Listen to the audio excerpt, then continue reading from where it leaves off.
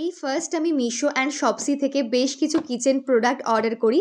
প্রথমটা ছিল শপসি থেকে, যেখান থেকে আমি অর্ডার করেছিলাম এরকম প্যাক অফ 6 কন্টেইনার, যেটার প্রাইস পড়েছিল 159 রুপিস। অ্যান্ড এটার কোয়ালিটি এত ভালো ছিল যে কি বলবো।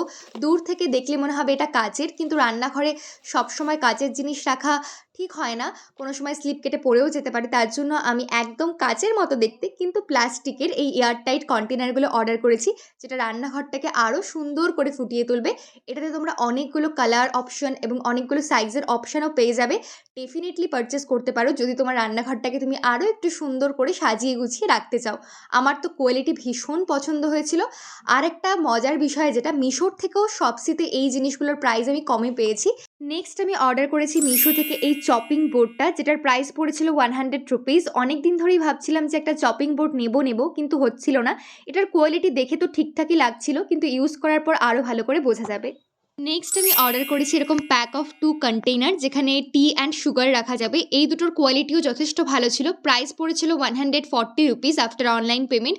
অ্যান্ড এটার বেশ ভালো লেগেছে আমার কোয়ালিটি, এয়ার টাইটও ছিল। ডেফিনেটলি পারচেস করতে পারো যদি তোমার রান্নাঘরটাকে তুমি আরও সুন্দর করে সাজিয়ে গুছিয়ে রাখতে চাও।